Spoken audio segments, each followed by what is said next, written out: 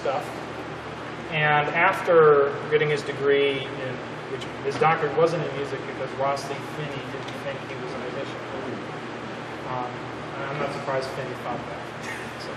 But I disagree with him. But Ashley started exploring sort of his own brand of music theater. And they happen to call them operas because, well, we don't really have a word to describe what he does. Because, I mean, opera singers don't really do this. And theater people don't really do this either. Yeah. Avant-garde theater isn't this. So he's doing his own brand. So he started writing. He's got a mild form of Tourette syndrome, which allows him to do a kind of automatic writing of words that on some of us probably can't do. So he can just like spit them out. Now, I don't know if that was involved specifically with this piece, but he was writing some things like that before this. And so he came up with the words for this episode, The Park, and the last one, The Backyard. And he would perform it with a drone by himself, speaking. Later, as he sort of got a project together with the kitchen to actually, the idea for the opera came together. And he added a very good post-classic pianist named Blue Jean Tierney. And they went around performing the various episodes, and they slowly collected them together. And the way they organized it involved taking the words that Ashley came up with and using the structure of the words to decide how the structure of the music would go. So, for instance, at the beginning here, I apologize, I learned his words so well that I start using his vocal takes. So, for instance, the opening is he decided to make it a group of 8 and 5 for each of the 2 lines of the libretto. So it comes up with a 13-beat idea, which we start with, which is, if you go listen to the actual recording, that's what they do. And so changing from G to D chords back and forth, triads. But I had a thread, disappeared. So I learned about this piece through the composer who has a blog and he teaches at Bard, Kyle Gann. So I've been reading his books and reading his blog, and he likes, he covered the downtown scene in New York for the Village Voice during the 90s. So he was familiar with all this stuff, and he thinks it's very important. So I got a recording of it years ago, and I listened to it the first time and went, what the heck is this thing? I revisited again this last year, and we thought that, and I just thought it was the coolest thing. It's far away from my classical oboe playing as far as we get to. You can still use it. Oh, sure. Huh? Were you going to keep going, or I have a question? I can keep going, but what's your question? So my question is the recording that you heard about. How close is the musical style in the recording to what you guys actually are doing? Not very much. Dorian sort of used it as a template, sort of where to start, but then.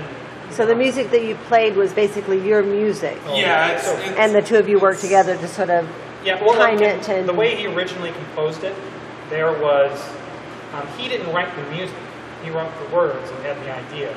The pianist Blue Jean Tierney and the guy who did the sound, named Peter Gordon, did it together. Okay. There's like a sound thing. There's all this extra stuff. He ended up adding a couple of people that he called the chorus that would say other things while he was talking. Do you think it was set? Like when they finally got to a product, was it set, or was it wasn't always set a little bit fluid? Well, they had general things they would do. What ended up happening is they would have 7 layers of video and audio like simultaneously going, and in live performance they would start them at different times, so each day was different. And then Blue Jean Tierney would improvise on top of them. And they had like a little plan for how they would get through things, but it was never, I mean, there's a quote or something of Ashley saying that every time he performed this piece, he never knew what was going to happen. Yeah. And when was this done? When was it? He wrote it in the late 70s. The first performance of the whole thing happened in 1984. It's kind of like an early performance art of sorts. Yeah, it's really more, it's really sort of the classical music version of performance art. That's neat. So more like Meredith Monk or Laurie Anderson, but it's his own unique brand. I was going to say, yeah, so Dorian made up all the stuff. Dorian, did you improv or was that sort of set?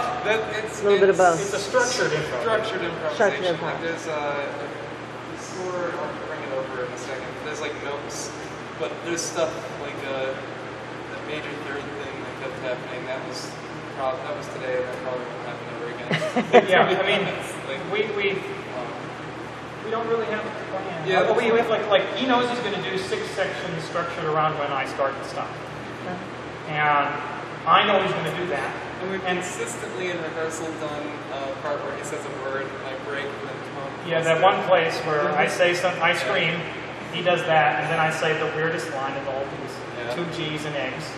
2 G's and eggs. 2 G's in eggs. He's literally telling you how to spell eggs. Yeah, 1 G in both, 2 G's and eggs. Yeah. So I don't know how much you heard of the words. I mean, on the actual recording, it's kind of the way they did the balance, because they would do this all with like micings. Ashley was a little low in the mix compared to, say, a classical concerto recording. So I don't know if you have any more questions. I was just going to say. Oh no, go ahead, please. I feel like the words are almost like, and maybe it was just using this space, but it's almost like you don't even listen to the words after Oh a no, while. you Like, don't. They're more of an effect. Most of the time when I listen to this piece, it's only been recently that I've actually been able to track the words through the whole thing. And that's because I have them memorized. And I've had them memorized for going on 6 months.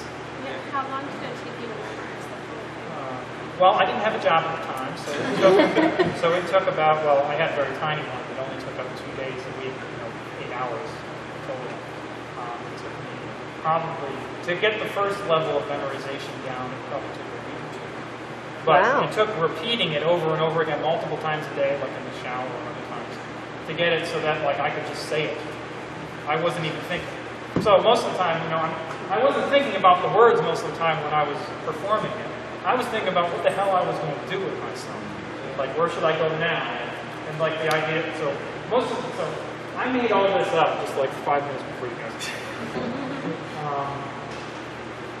Didn't do anything like this before. And I just kept on seeing stuff back there and brought it out here.